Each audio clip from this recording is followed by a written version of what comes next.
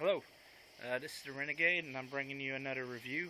This is one of my all-time favorite um, westerns that's ever been made, starring John Wayne, James Stewart, and Vera Mills, as well as Lee Marvin, the man that shot Liberty Valance. The film was made in 1962. It was directed by John Ford. There's a lot of reason this movie really resonates with me a lot. It kind of asks a lot of questions as what is the truth behind legend in a lot of areas, and it's kind of strange actually, because of all the movies that are westerns out there, I really like. This is probably my favorite, and I'm one of those guys that I like the spaghetti westerns as well as the classic westerns. But this one really does resonate with me quite a bit. So, what's the story about? Well, it's about a guy named Ransom Studdard, who is returning back to his dusty hole-in-the-wall frontier town. I'm sorry, with his wife Haley, and he's very famous. He's become a politician, and there's even talks of him becoming a president.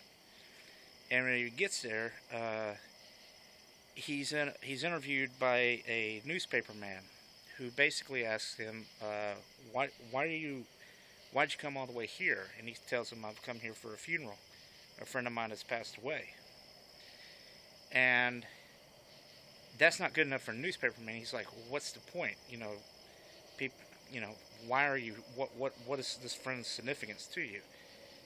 And so he decides to go ahead and start telling the story about what's the significance of it. Now, it's really interesting because what we have here is a story about a greenhorn, essentially a lawyer, who travels to an idealist, who travels to the Old West and is really wanting to put his mark out here.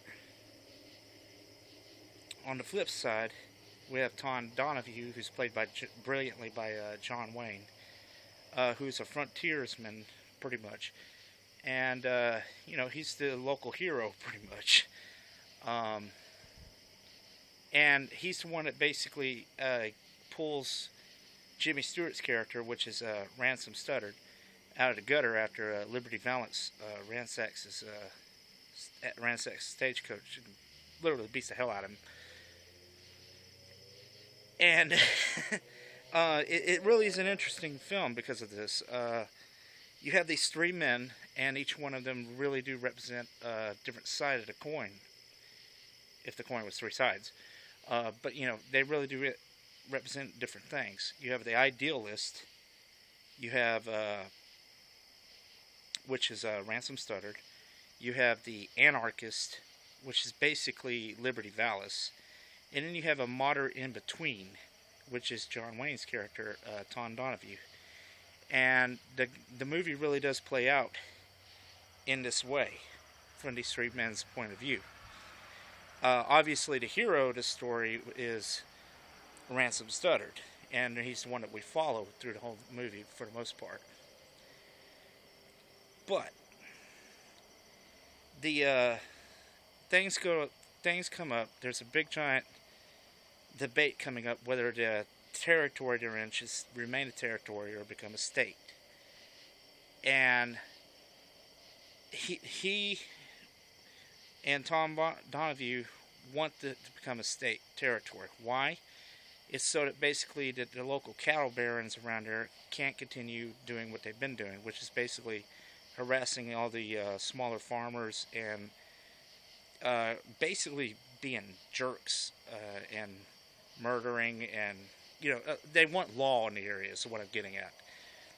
Whereas Liberty Valance is one of these people that works for these big time cattle farmers, cattlemen, and that's part of his job. So what we have here is we have a huge degree of things that are going on. So the main conflict here is it going to be state or is it going to be territory? Now, Ransom Studdard is held very popular by all the people because he rarely represents the law, and everybody really is sorry. He represents the law, so everybody's very akin to him. While Liberty Valance is very well known as a pretty much a ruffian outlaw, and he's known for his cruelty and everything else. So the people are naturally afraid of him. The only one that stands up in town to him is actually Tom Donahue and Ransom Studdard. And like I said earlier, Tom Donahue is the one here in the middle. And it's kind of interesting because the conflict that bounces between these two characters really is what forces Tom Donahue to make the choice that he makes. It's a very fascinating film in a lot of regards. I mean, it's a very good. It shows you that nothing's very simple. Truth is always more to it than what you actually see. And in this case, it's very true itself because the conflict eventually rises to where Liberty Valance is going to kill Ransom Studdard. And he basically tells him, I'm going to take you out here, I'm going to shoot you. And to meet him out there at a certain time. So they meet out there, and Ransom's out there with his gun, and he fires, and Liberty Valance is killed. But then you come to find out later that that's not exactly what happened. Now, I don't want to ruin the entire film, so I'm not going to tell you everything that happens there. I just want to get that point across, is that what occurs there is not exactly what occurs there. And because of what occurs there, he becomes known as the title of the movie, The Man That Shot Liberty Valance. And that one said event pretty much propels him to become a politician, the leader of the state, eventually a politician, and all the way up to possibly getting into the presidency. So, you know, that fame from that one event is what really sells it. Now, you have some really great, fascinating, you have some really great performances in this movie. This is one of John Wayne's best performances, in my opinion. It's also one of Jimmy Stewart's best performances as well. Lee Marvin does an excellent job as Liberty Valance. I think he is very effective at being the villain. Vera Mills is very nice. Dialogue exchanges in this movie are done very well. Now, there is an underlying current in this movie you can't oversee.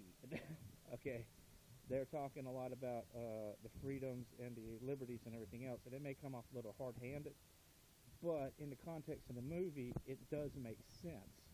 And the reason is because what they're trying to strive for, the freedom from the tyranny that's going on in this territory.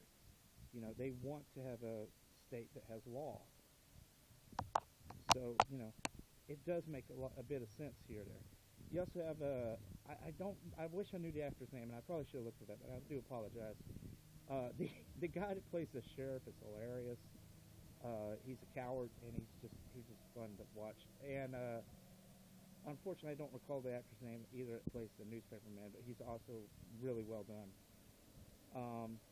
Overall, this movie is really good. It's by and far one of my favorite westerns of all time. It's not your traditional, you know, the hero rides into town and cleans up the town. No, it's more complex than that, and that's one of the things I really enjoy about it. I mean, it's a black and white film. It's a 1962 black and white film, which is a little odd because there was a lot of color movies being made up this time. But John Ford really did put together an excellent movie here. And the one thing to note is that John Ford wasn't exactly the nicest guy that was a director. He oftentimes would belittle actors on the stage. In fact, this movie was pretty infamous for the way he treated John Wayne. Yeah, I mean, he was kind of a dick. But I can't, despite that, I can't knock the man's talent when it came to making movies. He's a very good director. So, besides that matter, I mean, this is an excellent film. it definitely should be watched by anybody that's interested in old classic films, especially westerns. This is by and far one of the best westerns that I've seen and I've ever seen, and it still remains to this day after 15 years ago when I first saw it. One of as my favorite western. So with that, I don't really have anything else to add. I mean, it's a well shot movie. I mean, it's a very well shot movie. It's very dark in places, and that's a rarity for these movies back in the day when they were these westerns. I mean, it's a very dark movie. It uses lighting very well. The dialogue in it is really well done. Music is a little bit different in this movie. I'll give it that. It's a little strange, but it works. But overall, the tone and everything in the movie is well done, and I cannot recommend this movie enough. I mean, like I told you, it's my favorite western, so you can't go wrong with this. And if you're ever interested, pick it up and watch it. In the meantime, this is the Renegade, and I'm out for the evening, so y'all have a good day and take it easy. Bye.